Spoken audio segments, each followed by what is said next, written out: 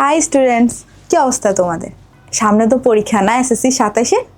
আচ্ছা, আমি একটু আমার গল্প বলি। আমি যখন এসএসসি দিচ্ছিলাম তখন কি তো আমি সব সাবজেক্ট পারতাম, কিন্তু ফিজিক্সে না আমার অনেক প্রবলেম হতো। কি হতো, আমি থিওরি পারতাম, কিন্তু ওই থিওরি রিলেটেড যখন ম্যাথ করতে যেতাম তখন কিন্তু আমি ম্যাথগুলো পারতাম না বা কোয়েশ্চেন আমি বুঝতাম না। এরকম যদি তোমাদেরও প্রবলেম হয়ে থাকে তাহলে আজকে আমাদেরকে জিসান স্যার তোমাদের বলবে যে এই প্রবলেমের সলিউশন কি বা এই প্রবলেম আমরা কিভাবে সলভ করব। হাই ভাইয়া। হ্যালো। তারপর তুমি কি ফিজিক্স তোমার অনেক কঠিন লাগতো? হ্যাঁ, আমার ফিজিক্স বলতে আমি থিওরি পারতাম, কিন্তু ওই থিওরিগুলো বুঝতাম, কিন্তু এক্সাম হলে যখন কোয়েশ্চেন দিত তখন আমি বুঝতাম না যে এটার আমি সলিউশন কিভাবে করব। আচ্ছা আচ্ছা। সো এই জন্য যেটা হয়, তুমি মানে যাদের ম্যাথসের সমস্যা ওদের যেটা করা উচিত, মনে করো কোনো একটা পার্টিকুলার টপিক তুমি পড়তে চাচ্ছ, তোমার এই যে মনে করো বল চ্যাপ্টারটা আমরা পড়তেছি, এর মধ্যে তো টপিকের তো অভাব নাই, তাই না? যে কোনো টপিকে যদি যাই আমরা, সেই টপিকটার একটু থিওরিও যেমন জানতে হবে। মনে করো আমি এটা উদাহরণ হিসেবে ভরবেগের সংরক্ষণের এইটার এক্সাম্পল হিসেবে বলি, ভরবেগের সংরক্ষণ এটা। সো এটার মধ্যে মনে করো আমরা একটা জিনিস দেখাইছি ক্লাসে। সো ক্লাসে ফার্স্ট আমি ভরবেগের সংরক্ষণে যত সূত্র লাগবে আমি কিন্তু সূত্র সবগুলো কেস ড্রাইভ করে দেখাইছি, সংঘর্ষের বেলায় সবকিছু দেখাইছি, ঠিক আছে? একদম ভরবেগ যদি আমি একদম থিওরি থেকে শুরু করি, আমি একটু আগে যাই, মনে করো এখানে ভরবেগ কোথায় গেল, এই যে এখানে। তো ভরবেগ জিনিসটা কি ওটা ওদেরকে ক্লিয়ার একটা আইডিয়া দিচ্ছে যে ভরবেগ আসলে কি। দেন শুধু থিওরি জানলে তো নট এনাফ, তাই না? থিওরির সাথে সাথে কিন্তু ওই রিলেটেড অনেক কিছু ড্রাইভও করা লাগে, আবার অনেক প্রবলেমও সলভ করতে হয়। সো নিশ্চয়ই একটা গুছায় জায়গা থাকলে ভালো, যেখানে তোমার একই সাথে যেমন থিওরিগুলোও সব দেখানো হচ্ছে এবং একই সাথে সেই থিওরি রিলেটেড যত ম্যাথস আছে সেটা ওদের সলভ করে দেওয়া হচ্ছে।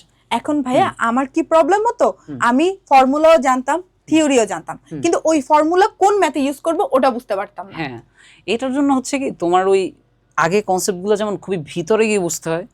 ফিজিক্সে কিন্তু খুব বেশি যে ফর্মুলা আছে তা না, ম্যাথসের মতো অত বেশি না। আর যেমন আমি শুধু এই বল চ্যাপ্টারটা যদি বলি, এক summation of F equals to M A, এটা দিয়েই তো অলমোস্ট 90% ম্যাথ করে ফেলা যায়। বাট কখন ম্যাথটা কোন অ্যাপ্রোচে আগাতে হবে, বা যারা গতি চ্যাপ্টারটার কথা যদি বলি, গতির কত কত যে আমাদেরই আছে, গতির কত কত সূত্র আছে বা সমীকরণ আছে, v equals to u plus at থেকে s equals to u to plus half at squared v squared equals to u squared plus 2s, যত সমীকরণই থাকুক না কেন সবাই কিন্তু জানে যে এই সমীকরণ, বাট কখন কোন সমীকরণটা অ্যাপ্লাই করবে ওইটা সবচেয়ে চ্যালেঞ্জিং। সো ওটার জন্য আমাদের অবশ্যই প্র্যাকটিস করতে হবে। কখনো এ দিয়ে দেয়, কখনো ইউ দিয়ে দেয়, এভাবে মানে বুঝাটা একটু টাফ হয়ে যেত। তারপর ভাইয়া আপনি তাহলে এভাবেই পড়াইছেন যে ফার্স্ট আপনি থিওরিটা ক্লিয়ার করছেন, দেন ওই রিলেটেড ম্যাথ, দেন বোর্ড কোশ্চেন। থিওরির মধ্যে যত কেস হতে পারে, যেমন এই তুমি ভরবেগের সংরক্ষণ থেকে আমরা সংঘর্ষের টপিকে যেতে পারি, দেন আমি ওটা কানেক্ট করে ওইভাবেই গেছি যাতে স্টুডেন্টের জন্য ওটা বোঝাটা অনেক ইজি হয়। সো ভরবেগের সংরক্ষণ দেখাইছি, তারপর ভরবেগের সংরক্ষণে পর আবার সংঘর্ষের অনেক কেস হতে পারে, একটা গিয়ার একটাকে মনে করো বাড়ি মারতেছে।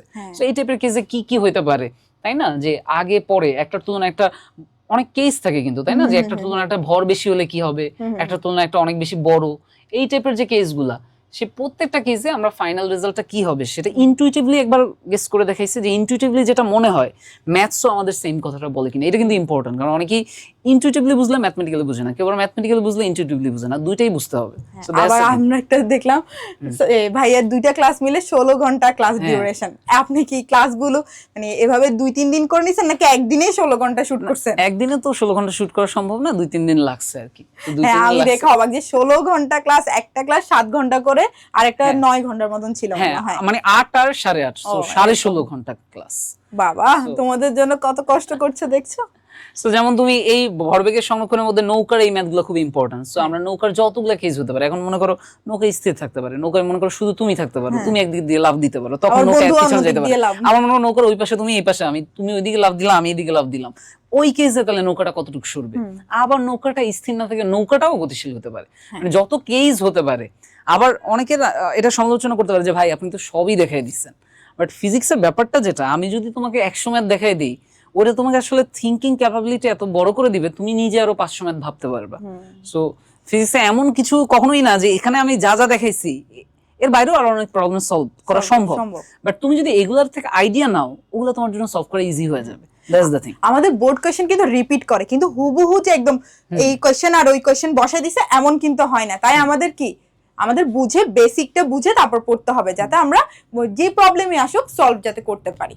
আবার এই যে অনেকের একটা কোয়েশ্চেন থাকে যে ভাই শুধু কি থিওরি আর ম্যাথসই কিনা, কারণ এক্সামে তো তোমাদের ডিরেক্ট ম্যাথস আসে না, এক্সামে কি আসে, এক্সামে আসে তোমাদের ক্রিয়েটিভ কোয়েশ্চেন অর এমসিকিউ আসে। সো ক্রিয়েটিভ কোয়েশ্চেন তোমার যে ক্রিয়েটিভ কোয়েশ্চেন আসে, ক্রিয়েটিভ কোয়েশ্চেন ওদের যেটা আমি ফেস করছি স্টুডেন্টদের থেকে, মানে এটা কিন্তু চাইলে স্টুডেন্টই একটা অ্যানালাইসিস করে বের করে ফেলতে পারে যে কোন টাইপের কোয়েশ্চেন আসে, বাট ওদের তো সময় নাই, ওরা তো ব্যস্ত, ওরা তো রিলস দেখা নিয়ে ব্যস্ত। সো দ্যাটস ওয়াই আমাদেরকে একটু পরিশ্রমটা করতে হয়, আমরা একটু ঘাটাঘাটি করে আমরা কিন্তু বলে দিতে পারি যে এক্সাক্ট এই টাইপের কোয়েশ্চেন আসে। যেমন আমি বল চ্যাপ্টার দিয়ে যদি বলি ভরবেগের সংরক্ষণ সংঘর্ষ, এই দুটো মিলাই দেখা যায় ম্যাক্সিমাম যে সিকিউ গুলো সেগুলো আসে।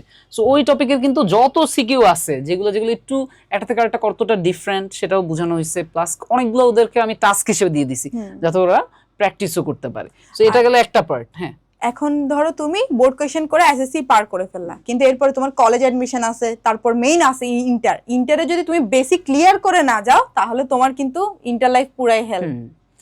That's it. আবার এই চ্যাপ্টারে কিছু ইন্টারেস্টিং টপিক আছে, তাই না? এটা করছো কিনা তুমি? টানাটানির ম্যাথগুলো করছো? হ্যাঁ, টানাটানি যে পুলির যে প্রবলেম, এগুলো নিয়ে কিন্তু প্রচুর স্টুডেন্টরা কনফিউশনে থাকে।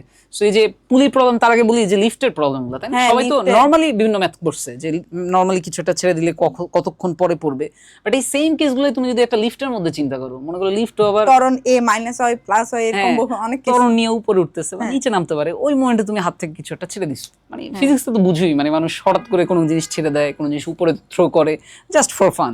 সো এই টাইপের যত কেসে প্রত্যেকটা জিনিস ধরে ধরে বুঝাই দেওয়া হয়েছে। আমি কিন্তু টাইপ ওয়াইজ করে এমন ভাবে পড়াইছি, লিফট সমতরণে উপরে উঠতে থাকলে তারপর দেখো ভিতরে নিচে আবার ম্যাথই আছে আবার তিনটা, যে এত বেগে উপরের দিকে ছুড়ে মারলে, জাস্ট ছেড়ে দিলে, নিচের দিকে থ্রো করলে, এরকম আবার লিফট সমতরণে উপরে না উঠে যদি নিচে নামে, বা লিফট যদি সমবেগে চলে, মানে যত কেস হওয়া সম্ভব।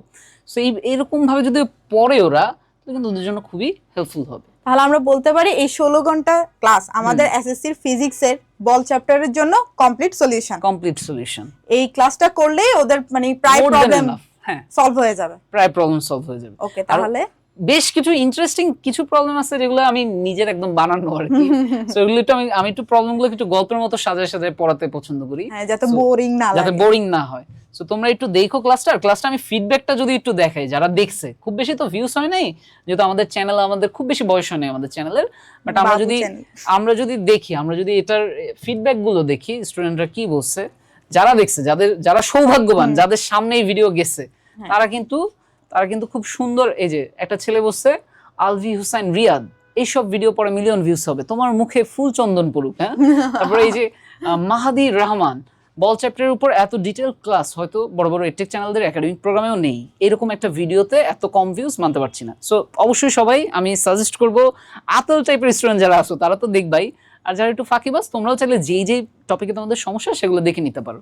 সো তোমরা কিন্তু এখানে খুবই আমি পজিটিভ ফিডব্যাক পেয়েছি, আর তোমরাও চাইলে কিন্তু এখানে ক্লাস দেখে ফিডব্যাক দিতে পারো, তাহলে ভাইয়াও বুঝতে পারবে যে তোমরা কি চাচ্ছ, বা তোমরাও ভাইয়াকে কিছু সাজেশন দিতে পারবা। হ্যাঁ, দ্যাটস ইট। ওকে, তাহলে আজকের জন্য এইটুকুই, আবার নেক্সট ভিডিওতে দেখা হচ্ছে। সবাইকে বাই বাই।